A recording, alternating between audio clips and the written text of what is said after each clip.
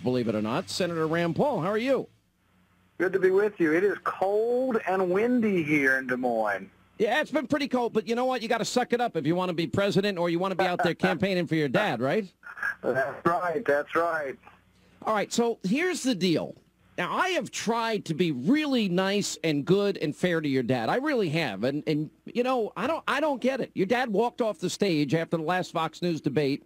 He was furious with me. Now, I want to play for you the clips of what got him mad, and you tell me if I did something wrong, okay? Is that fair? Oh, sure. I'm waiting. All right, here's me asking him if he would commit to not running third party. If you don't win this nomination, and you're doing very well here in Iowa, that you will support the Republican nominee and not run third party. Well, I'll give the same answer I've given about 39 times now. That I have no intention of doing that. I plan to do my very best and see what happens in the next 2 months. So I'm not making pledges. I don't want to push it too hard, but when you say no intention, it leaves the door open. No. So you're leaving the door open. I don't like absolutes. I don't like to say, I absolutely will never do such and such. So I'm just avoiding the absolute. You absolutely support the U.S. Constitution. Yeah, that's true. That's true. That's a little bit different than pledging to politicians. Well, but I mean, politicians aren't. But the thing is, you know that if you ran third party, and I think why people are looking for an answer, you would probably siphon off some of the anti-Obama vote. I don't think there's any doubt about it. But wouldn't it be fair to ask the moderate Republicans that are competing to ask the same question? I've been asking John Anderson approached. John Anderson dropped out and ran, and that's a significant. But no intention means the door is open. So you're saying tonight that the door is open a little? Well, the door's. I cannot conceive of it. You can't conceive of any certainty? I cannot. Okay. I cannot conceive of it. Have absolutely no plans or thoughts of doing it. All right. Was that respectful to your dad? Well, I told him he needs to smile more when he's interviewing with you because people are gonna think that he doesn't like you. Now we think he needs to engage your better side there and bring that out. But no, I think he gets annoyed with the question, and it's not just you. He gets asked it over and over again, and I guess to him, I guess he feels it's a little insulting, and not from you in general, but because he's leading in the Republican primary, and everybody's saying, "Oh, are you going to run as a third party?" But I pointed that out. Of winning. Listen, I said to him, he's leading in Iowa. He's at the top of the polls in Iowa. I conceded that point to him. I'm not holding back his support. You know, by the way, you know, this has gotten pretty serious now. I know you're friends with Mark Levin, and he was a big supporter of yours early on. And, you know, he's put out a pretty strong challenge that he would go after you. And if your dad runs third party, he was so mad about it. Does that mean he's going to come to Kentucky and campaign against him? Well, that hurts my feelings. I'm going to have to talk to him. That's crazy.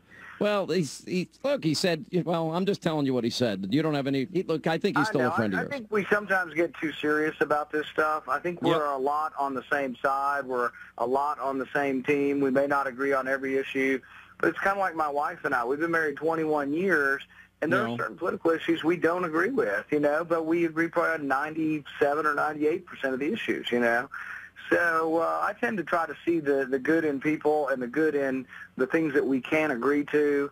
You know, there are people downstairs that I had breakfast with this morning that I don't always agree with, but we try to find common ground, you know. Right.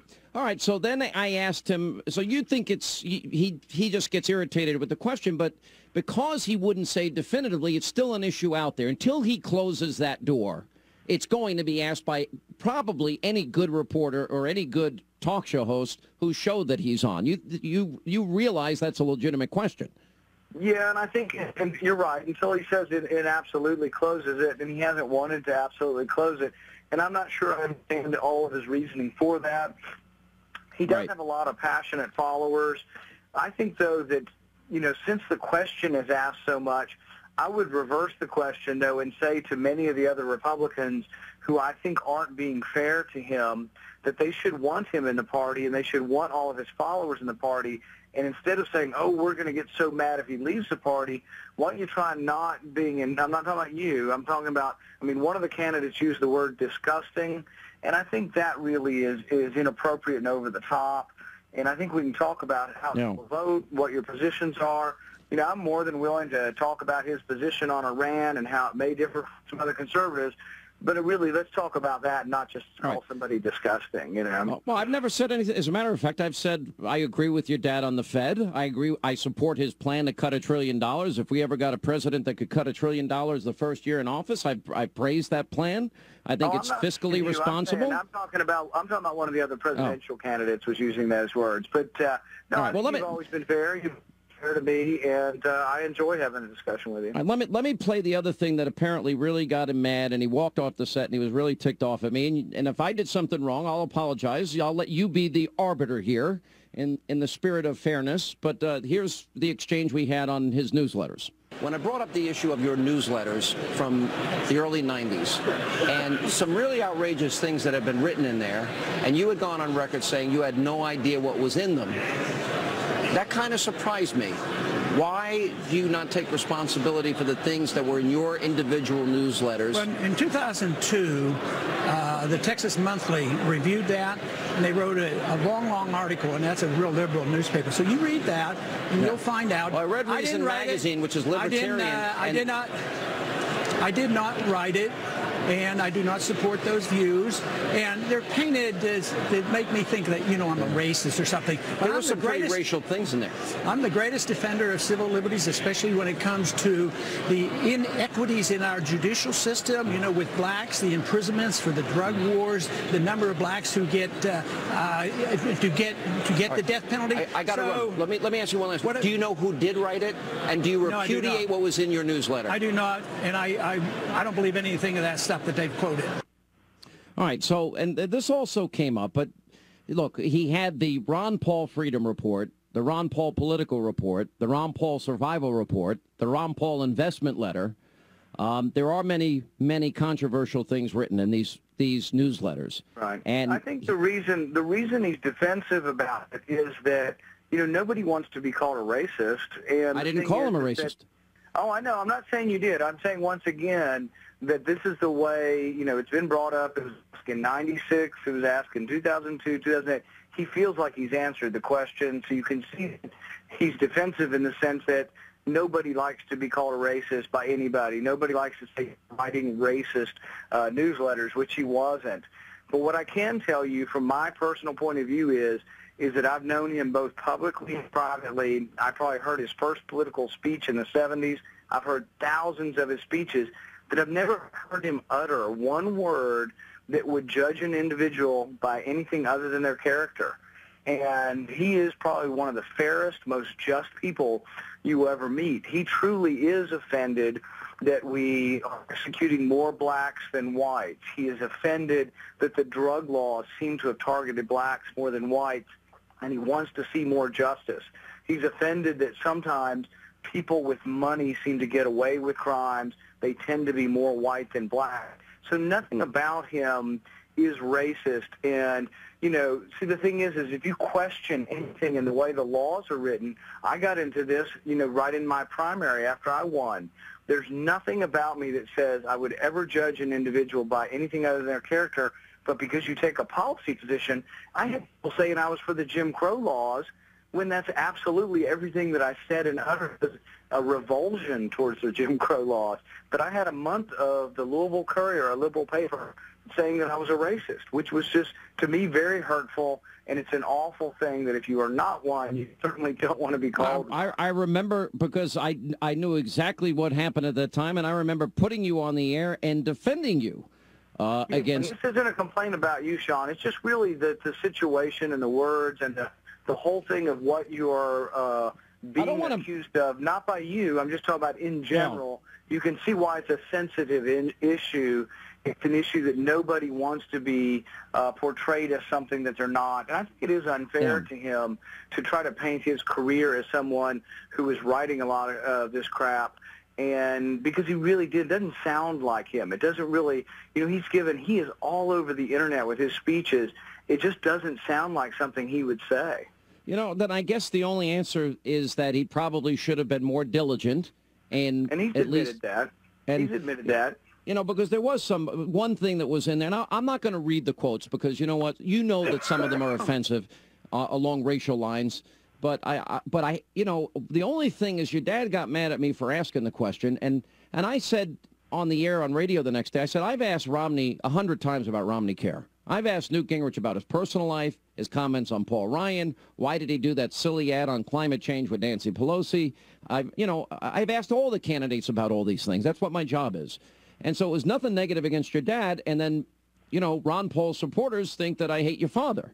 I just think that what I said yesterday is that if people don't think if your dad wins the nomination, these newsletters are going to be front and center. That's just a political reality. Would you disagree with that? No, I think it's something that has to be asked and it has to be answered. And I guess what the hope is when you've answered it, you don't have to keep answering it. And that's, I guess, where he feels is that he's sort of in a conundrum where people are making him continue to answer something that he feels like he has answered.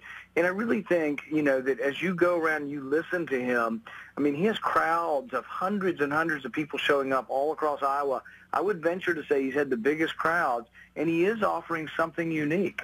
That you can be a fiscal conservative and be a little bit more reasonable on foreign policy and less interventionistic. And that is different than anybody else is offering.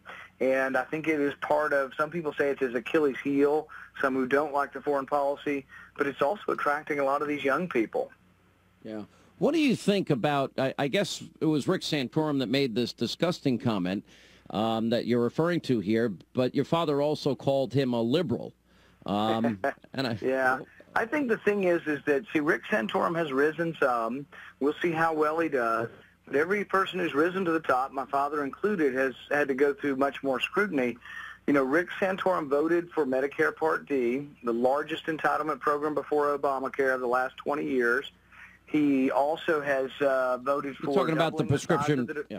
Go ahead. He voted for doubling the size of the Department of Education. He also has voted for foreign aid. You can't find anybody in the Tea Party who's for foreign aid, and Rick Santorum voted consistently for foreign aid. So he's going to have to go through some scrutiny as to whether or not he is a real conservative. Well, I mean, I guess that comes back to what we've been discussing most of this half hour, is that, every candidate in the end is going to get a scrutiny. And I think, as offensive as it is, and some of these ads I think have been so over the top against, one Republican, one conservative against another. But in the end, Barack Obama is going to try and demolish whoever gets the nomination anyway, so we might as well get it out of the way now. Yeah, I think you do have to have some give and take, if it's based on your voting record, based on your votes for foreign aid, your votes for doubling the size of the Department of Education. See, there's still some of it. I consider myself to be a Reagan Republican. I was there in 1976 when Reagan ran against Ford, and my dad was one of the 4 congressmen who supported Reagan over Ford. But, in 1980 when Reagan ran, he said we should get rid of the Department of Education. It was part of our Republican platform until the year 2000. But then when we got in control during the Bush years, we doubled the size of No Child Left Behind. We doubled the size of the Department of Education. And I think if most conservatives knew that Rick Santorum supported that, I don't think they would support him. Well, it's going to be a very interesting race. You think your dad's going to win this tonight? And what does that mean for his campaign if he does? It's huge if we win. It's a huge burst coming out of here. I think he's got a good chance of being in the top 3, but I think it's close enough that, polling really can't tell within 2 or 3 points. And I think Romney and Paul are within 2 or 3 points, and I think Santorum's a few more points behind. Well, let me ask you, do you agree with your dad on foreign policy? Because I consider myself a Reagan conservative. But yet I supported the war in Iraq and Afghanistan, and I know a lot of your dad's supporters, and your dad did not support those conflicts. Well, the interesting I think it was necessary, but I mean, where do you find yourself disagreeing with him on some of his foreign policy issues? Well, what I would say is that he did support going into Afghanistan. He voted to go into Afghanistan and voted to go after bin Laden after 9/11. He didn't vote to go into Iraq. He thought it got our eye off the prize. It distracted us from what we needed to do in Afghanistan. I've got to run, but you better get on the phone with Levin later today. If he's going to you do not want him opposing you. He's one of the most loyal friends, but he's like your worst nightmare if he opposes you. So I think you better call him and work that out today. We're going to see if we can get on the air with him. All right, appreciate it. Rand Paul in Des Moines with us here on the Sean Hannity Show. As we continue, it's all part of the best election coverage. When we come back, by the way, we will be joined by Governor Rick Perry. Look, are you looking for a permanent office for your home business, but maybe you still have the budget?